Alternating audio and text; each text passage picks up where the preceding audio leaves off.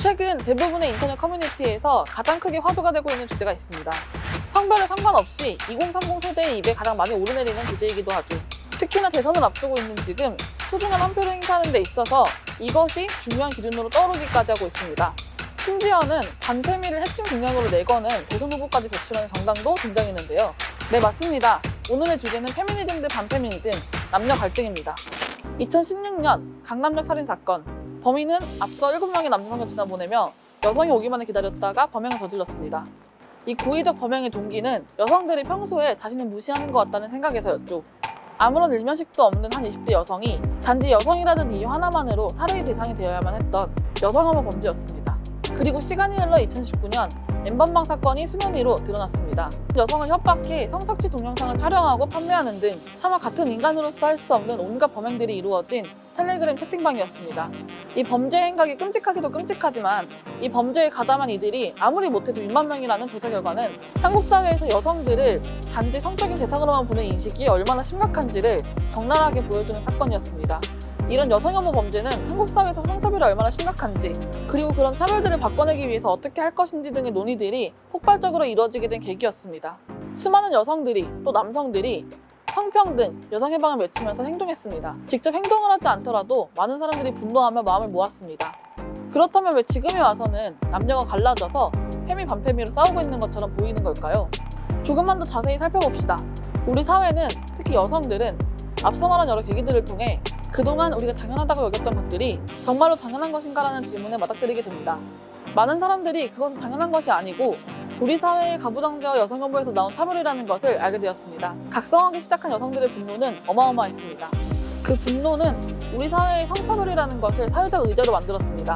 그 다음으로 사람들은 또 다른 질문을 맞닥뜨리게 됩니다. 분노하고 공격하는 것을 넘어서 우리는 어디로 가야 하는가? 우리는 무엇을 해야 하는가? 분노와 공격만으로는 우리가 진정 꿈꾸는 사회, 사람이라면 누구나 동등하게 존중받으며 사람답게 살아갈 수 있는 그런 사회를 만들어 나가기에는 한계가 있었기 때문입니다. 조금 더 많은 사람들을 품고 조금 더 많은 사람들과 함께하며 잘못된 사회 구조를 바꿀 수 있는 방법을 찾기 위해 여성해방운동은 앞으로 어떤 방향으로 나아가야 하는가 여러 고민과 논의가 시작되었습니다. 그러던 와중에 기득권들은 성별 간의 갈등과 싸움을 전략적으로 부추기기 시작했습니다. 그들은 분노한 사람들의 거친 표현을 갖고 와서 그것이 마치 전체 여성들의 의견인 것처럼 여성해방을 말하는 사람들 전체의 모습인 것처럼 왜곡해 많은 남성들의 반발감을 부추겼습니다. 그 결과 페미는 남성들을 공격하는 것이 공식처럼 굳어져 버렸습니다. 평등한 사회를 꿈꾸는 사람들의 이야기, 많은 여성들의 이야기는 페미라는 말에 갇혀 모두 묵살되었고 자연스레 이 사람들의 반발감도 역시 커졌습니다. 이렇게 남성에 적은 여성이, 여성에 적은 남성이 되어버렸습니다. 이런 상황이다 보니 서로 조금만 의견이 달라도 너 페미야? 너 한남이야?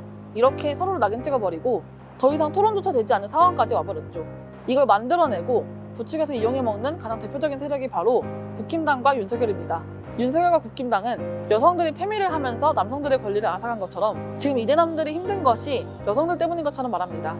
그리고 그들이 말하는 역차별받는 남성들을 위한 정책들을 추진시키고 여성 정책을 후퇴시키고 있습니다. 이런 식으로 편가르기 하는 것 다분히 의도적인 행보입니다. 윤석열과 국힘당은 일명 이대남들의 표를 얻을 수 있었고 사회 구조에서 오는 여러 문제의 원인을 이 구조를 만들어 유지하고 있는 자신들이 아니라 여성들에게 찾게 함으로써 화살을 돌린 거죠. 이렇듯 잘못된 사회 구조를 어떻게 바꿔낼 것인가에 대한 논의는 뒤로 밀려나고 자연스레 그 자리에는 서로 적이 된 남녀, 누가 더 옳고 그르냐에 대한 소모적인 논쟁으로 채워졌습니다. 사회 구조의 변화로 인해서 자신들의 권력을 빼앗기고 싶지 않았던 기득권들의 치밀한 전략이 성공한 겁니다. 결국 우리가 아는 페미 대 반페미라는 극심한 남녀 갈등은 기득권들의 의도된 부추김 속에서 만들어진 거고 그들에 의해서 더욱 극심해져 가고 있는 것입니다. 그리고 우리 사회는 그들이 만든 페미 반페미라는 틀에 갇혀 잘못된 구조를 바꾸기 위한 형식적인 논의가 그들의 의도대로 멈춰버리게 되었습니다. 이 문제는 남자와 여자 둘 중 하나가 이겨야지 끝나는 문제가 아닙니다. 방법은 딱 하나입니다. 기득권이 만들어 놓은 페미 대 반페미, 남자 대 여자라는 그 틀을 우리가 깨고 나와야 합니다. 남녀 싸움이 아니라 잘못된 이 구조를 만들어내고 유지하려는 자들과의 싸움이 되어야만 합니다. 그래야지 모든 인간은 존엄하게 사람답게 살 수 있는 사회가 찾아올 것입니다.